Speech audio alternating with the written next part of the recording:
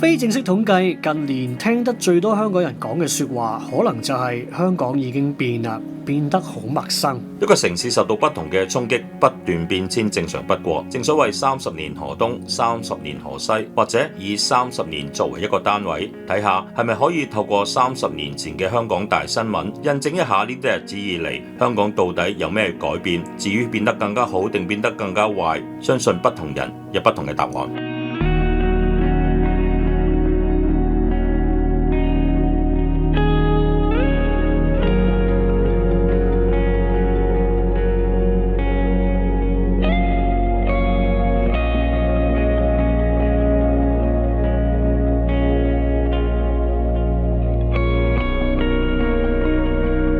30年前，即係1994年，本港發生咗唔少轟動一時嘅大新聞，有天災，亦都有人禍。有啲你已經係早已淡忘，但有啲你一定係記憶猶新。其中呢一年一開局就發生咗一宗轟動全港嘅縱火慘案，釀成13人死亡。1994年嘅1月10號，一位名叫朱寶光嘅41歲男子，因為不滿佢嘅妻子離家出走，上午約11點嘅時候，帶住2罐天拿水闖入石硤尾村第一座嘅地下妻子工作嘅匯豐銀行分行，向妻子嘅一名同事打聽對方嘅下落，不過得唔到回覆。呢一位嘅男子帶住天拿水倒喺地上，並用打火機燃點報紙再掟落地下，立即引發大火。銀行內有10多名嘅顧客同埋職員見到呢個情況，立即爭相走避，大部分逃出銀行，但因為大火令到銀行嘅電源被截斷，大堂同櫃位間2道嘅保安鐵閘電子鎖無法開啟，後門亦都就因為咁樣而被鎖上，令到櫃位裏面工作嘅13名職員逃生無門，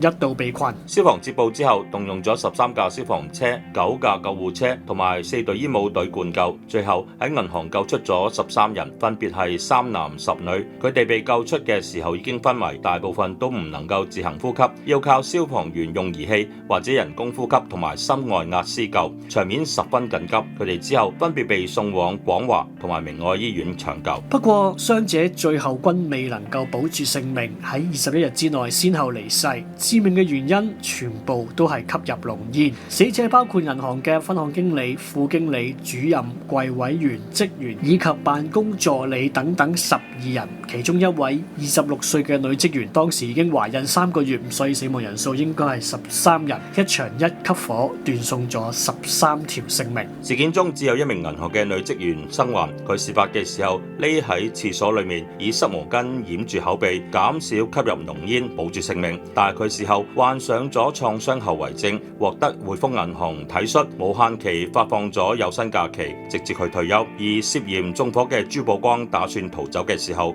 被當場拘捕。朱寶光最後被判12項誤殺1項嘅縱火罪名成立，不過法庭認為佢係基於精神錯亂先至犯案，只係判佢入獄20年，扣除公眾假期同埋扣押期等等。佢已經喺2007年出獄，大概只係坐咗14年監。消防喺事後指事件中嘅樓宇喺1964年之前落成，當時嘅消防條例冇規定銀行內必須設置自動灑水系統，強調有關嘅樓宇合乎防火要求。呢一次只係個別事件。事發嘅石硤尾村第一座已經係拆卸並且重建，現址係美影樓前嘅公園。當年有份負責採訪嘅電視台攝影記者香定裕翻到嚟現場，對於當日嘅情況仍然歷歷在目。變晒㗎啦呢度，咁啊零零丁丁匯豐咧向外面嘅。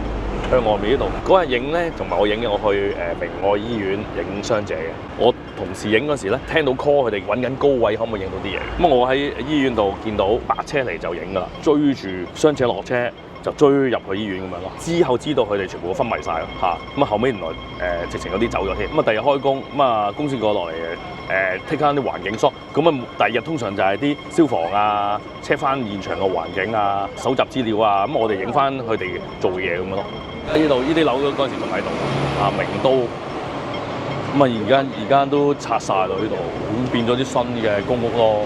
受事件嘅影響，匯豐銀行之後咧係更換咗全港分行嘅電子密碼鎖嘅鐵閘，亦都係增設咗緊急開門嘅裝置，確保電源被切斷嘅時候仍然能夠開啟。另外，政府亦都喺1997年通過消防安全條例，要求銀行等等嘅商業場所必須安裝自動灑水系統同埋防火警報等等嘅設備。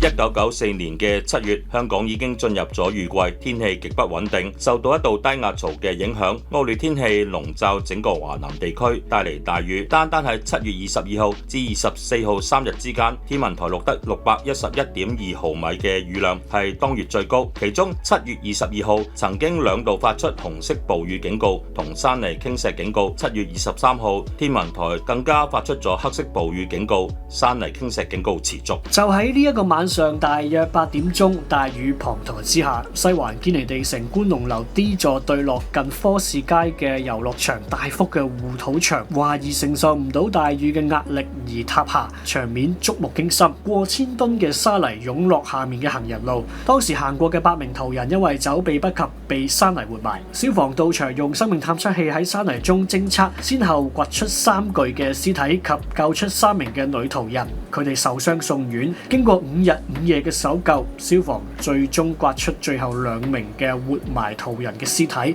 事件最終造成5死3傷，死者包括1名女童同埋佢嘅父親，傷者亦都係包括1對嘅母女。當年喺現場嘅電視台攝影記者香定月今日翻到嚟現場，講述翻當時嘅情況。啱啱30年嗰日觀龍樓冧山嚟嘅時候，你咁啱又喺附近？我喺附近準備食晚飯，叫咗嘢，話有嘢，同老闆話轉頭翻嚟食，但係好明顯冇得轉頭翻嚟食啦，好多個鐘喺度影冇停過啦。當日我差唔多話10個鐘喺度 stand by 影晒成個過程。我嗰時做亞視嘅，收到 call 咁啊嚟到依度因為已經變晒啦，成個環境變晒。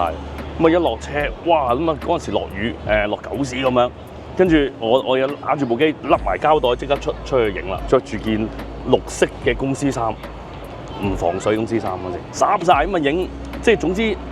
見到啲消防喺度炳白白喺度衝入去啊，咁唔知幾耐到就有架擔架床抬緊個人出嚟，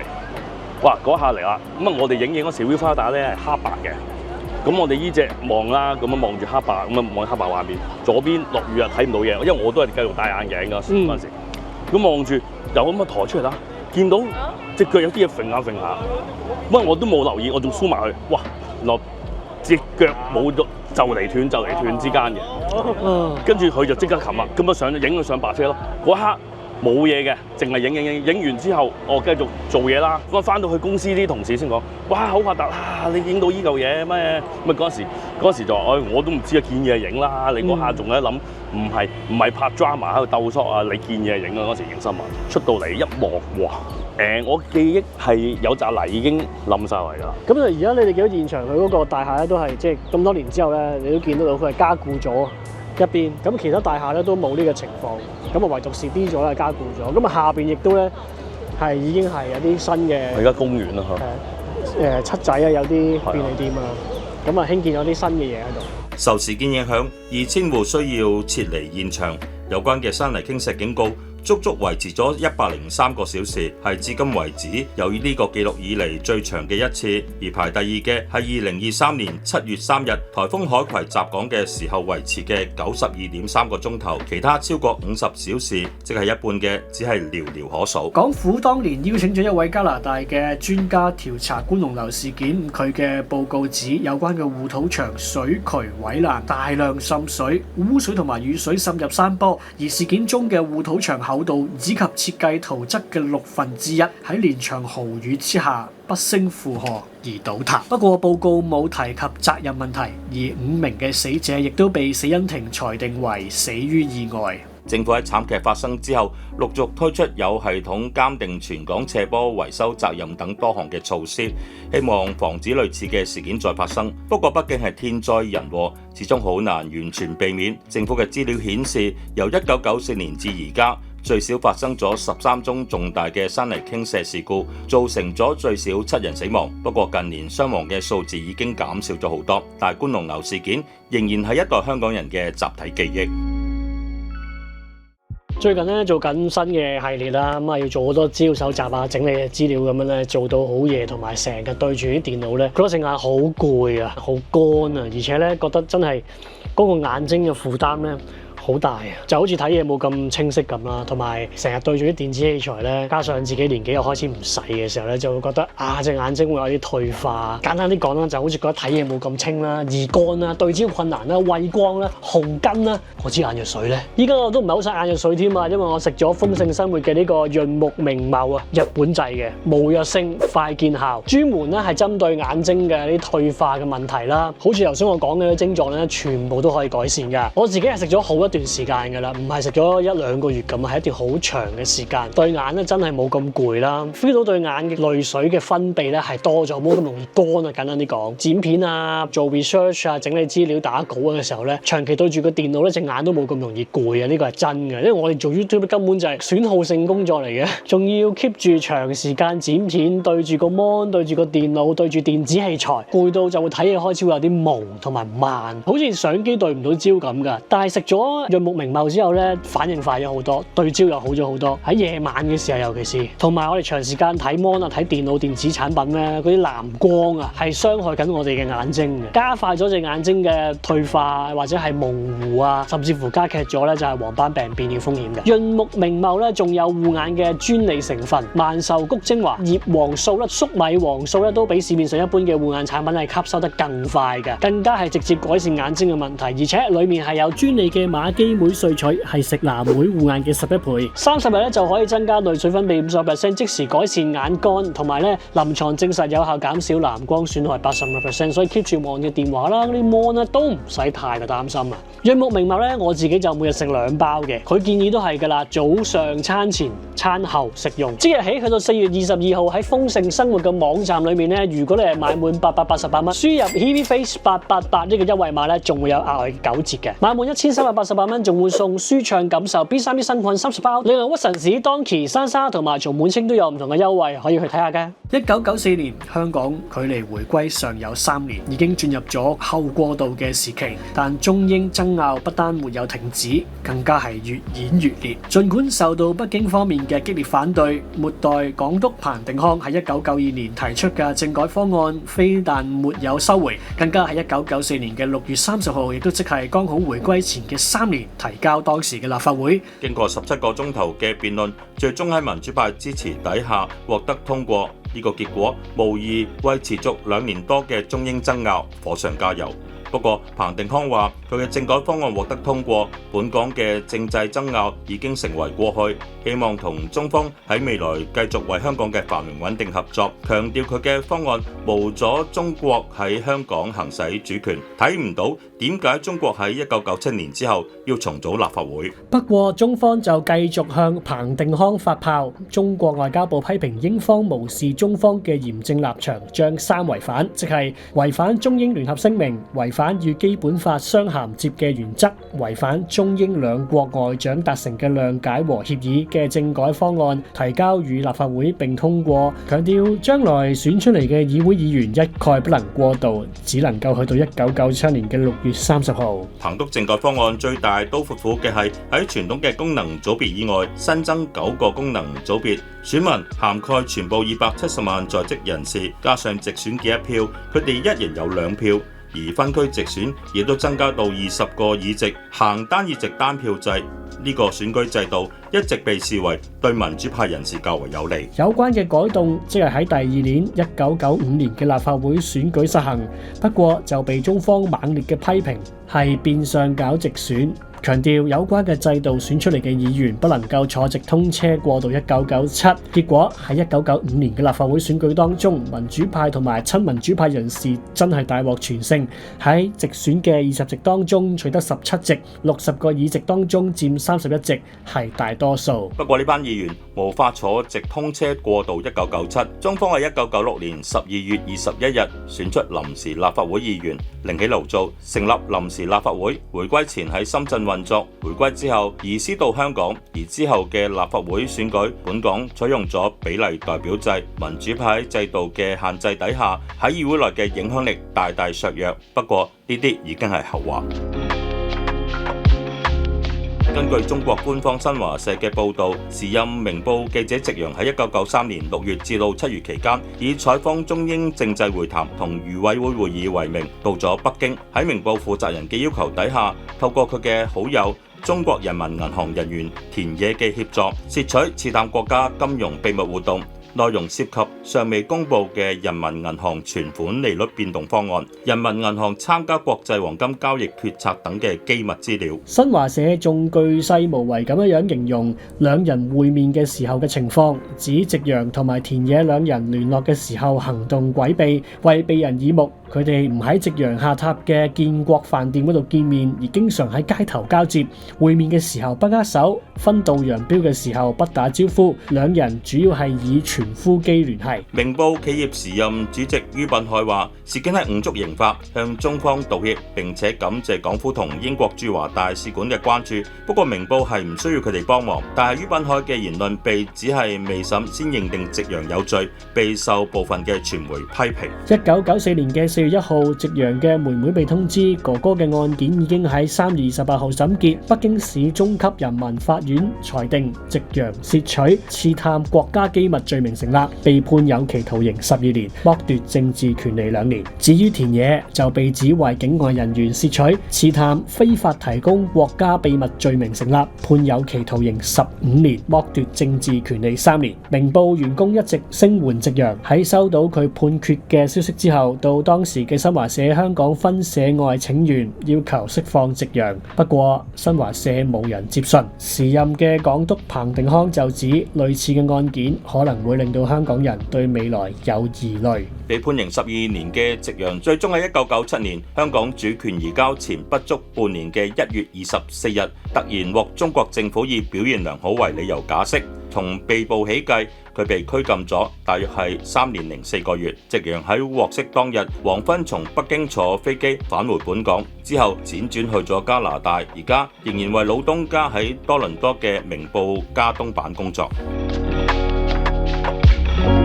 位於銅鑼灣掃桿埔嘅香港大球場於1952年嘅時候成立，當時名為政府大球場。嗰個時候只有28,000個座位，但係已經係當年香港最大規模嘅運動場館，一直用作本地同埋國際足球賽事。直至上個世紀90年代，為咗提升大球場到合乎國際賽事嘅水平，並且係舉辦大型嘅文娛活動，政府決定重建大球場。重建計劃喺1991年首季啟動，耗資10億港元。香港賽馬會捐助8億港元。工程期間，政府大球場仍然局部開放，草皮同埋係看台仍然供使用。例如1993年香港國際7人欖球賽就喺工程期間進行。1993年3月完成改建工程之後，易名為香港大球場，佔地58,500平方米。不再設有田徑跑道，但係增加咗大量嘅座位，最多可以容納4萬人，係本港最大型嘅戶外多用途體育場地。但場地未開就已經惹嚟爭議嘅聲音。當時市政局要用1000萬搞一個開幕嘅音樂會，收到唔少反對嘅聲音，但市政局堅持舉行，結果音樂會被附近嘅居民投訴太嘈。市政局事後提出改善嘅建議，當中包括限制日後嘅音樂會嘅音量，喇叭對住觀眾，不要對天。另外，音樂會亦都要喺11點前結束，希望可以平息反對嘅聲音。不過呢啲措施並不奏效。歌手譚詠麟喺當年4月22號到24號舉行3場譚詠麟94純金曲演唱會，仍然被投訴聲浪太大。呢個演唱會最初打算開6場，但係因為當局擔心噪音問題，而暫准開3場，再先睇情況決定之後嘅安排。不過單係第一場演唱會結束之後就收到50幾宗嘅投訴，結果餘下2場嘅演唱會音響器材嘅音量開到不足5%，但仍然投訴不斷。最後呢一個演唱會以3場作結，被當時嘅傳媒形容為細細聲演唱會。當年改建後嘅香港大球場以4萬個座位成為香港紀錄，不過呢個紀錄被30年後啟用嘅啟德體育園5萬個座位嘅主場館打破，成為歷史。1994年，本港發生咗好多影響深遠嘅大事。有破有立，有悲有喜，包括香港舉行主權移交前最後一屆嘅區議會選舉，民主派大勝。立法局歷史性第一次運用權力及特權條例調查廉政公署前執行處處長徐家傑被解僱嘅事件。亞洲電視新聞部6位高級職員因為不滿管理層拒絕播出由西班牙電視台拍攝嘅6·4紀錄片，集體辭職，被稱為亞視六君子事件。導演王晶嘅助理製片21歲嘅梁家敏喺荃灣城門水塘一帶揾外景場地期間失蹤，從此人間蒸發。理工學院喺1994年升格為理工大學，30年之後嘅今日已經係全球8大大學之一。西區海底隧道、青馬大橋同長青隧道動工興建。灣仔會議展覽中心嘅2期亦都喺呢一年動工。中銀香港首次發行鈔票，成為香港第3間發鈔銀行。長者卡計劃喺呢一年實施。30年河東，30年河西，形容嘅係世事變幻莫測，興衰榮辱難以逆料。尋日門庭若市，今日亦都可以門庭冷落，反之亦然，或者一切都要睇大家嘅做法。